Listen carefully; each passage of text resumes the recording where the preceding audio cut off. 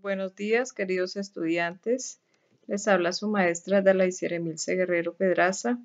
En esta oportunidad les vengo a hablar sobre la segunda nomenclatura, llamada nomenclatura stock. Miremos en qué consiste. Ella consiste en hacer uso de números romanos teniendo en cuenta el número de oxidación con el que el elemento haya trabajado para formar el óxido. Entonces vamos a utilizar 8 números romanos porque el número máximo en los estados de oxidación o números de oxidación van hasta el 8. Entonces utilizo esos números romanos que aparecen ahí resaltados en negrilla. Para asignar el nombre, el orden a seguir es primero la palabra óxido, seguido de la preposición de, luego el nombre del elemento químico con el que se haya unido el oxígeno y finalmente el número romano indicado entre paréntesis. Entonces vamos a colocar el siguiente ejemplo. Dice nombrar el siguiente compuesto Na2O por la nomenclatura stock. Bueno, aquí tenemos el compuesto, está constituido por sodio, en este caso 2 átomos de sodio, y el oxígeno, un átomo de oxígeno. Recuerden que allí ya he cruzado los números de oxidación, ya pasamos por el proceso de formarlos, entonces se han cruzado ya los números de oxidación, se ha simplificado si ha sido necesario. Recordemos esos números de oxidación porque esos números me van a servir para poder utilizar la nomenclatura stock. Entonces sabemos que el sodio es +1 y el oxígeno es -2. Entonces de ahí proviene que el sodio tenga 2 y que el oxígeno como subíndice, bueno, no tiene ningún numerito, pero me está indicando que es 1. Recordemos que el oxígeno siempre trabaja con -2. Entonces, ¿qué voy a hacer? Resaltar el número de oxidación con el que ese elemento trabajó para formar el óxido. En este caso el sodio fue +1.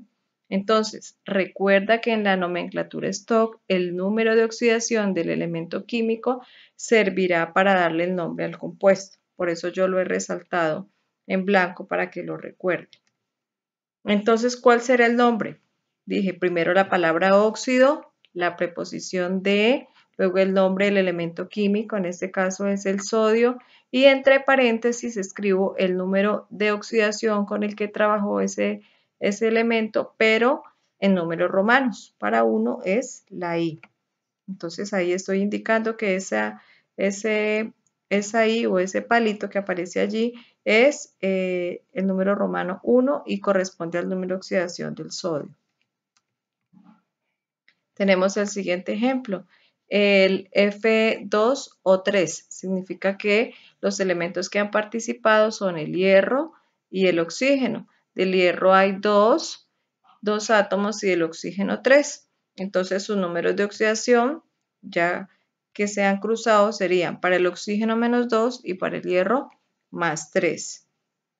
Resaltamos el número de oxidación del elemento con el que ha trabajado y ese es el que me va a servir para darle el nombre. Entonces la palabra será óxido de, el elemento que ha trabajado ahí es el hierro y entre paréntesis 3 porque ese 3 me está indicando que es el número de oxidación del hierro. Tenemos el siguiente ejemplo. Aquí ha participado el plomo y el oxígeno. Entonces sus números de oxidación serán +2 y -2. Este ejercicio, recuerden que ahí ya se ha cruzado sus números de oxidación y se han simplificado. Como ambos me dan 2 y 2, pues al yo sacar la mitad me queda 1 y 1. Por eso la respuesta de este ejercicio es PBO, ¿cierto? Resalto el número de oxidación con el que ha trabajado el plomo y él es el que me va a colaborar para darle el nombre al compuesto. Entonces será óxido de plomo y entre paréntesis 2, donde ese 2 en romanos me indica el número de oxidación del plomo con el que se ha trabajado para formar este compuesto. Miremos el siguiente ejercicio. Participa el azufre y el oxígeno, un átomo de azufre y 3 de oxígeno. Entonces, coloco los números de oxidación. Recordemos que el oxígeno siempre es -2. Para este caso el azufre, él allí ha trabajado con +6. ¿Por qué más 6? Recuerden que el azufre tiene 3 números de oxidación y para llegar yo a ese producto SO3, pues el que más he tenido que indicar, o el elemento que ha trabajado en ese caso, el número de oxidación es el 6, el más alto para poderlo cruzar y poderlo simplificar y que el resultado me quede SO3. Resalto entonces el número de oxidación con el que ha trabajado y él es el que me va a contribuir para darle el nombre. Entonces él se llamará óxido de azufre 6 en romanos, ¿cierto? Y ese pues es el número de oxidación con el que en ese caso, en esa oportunidad, trabajó el azufre. Entonces aquí, ahora sí los invito, chicos, a que detenidamente realicen estos ejercicios. La invitación, pues aquí primero es colocar los números de oxidación para poder determinar cómo es el nombre que se le dan a esos compuestos. Entonces, quedo atenta para despejar sus inquietudes con respecto a estos ejercicios aquí planteados.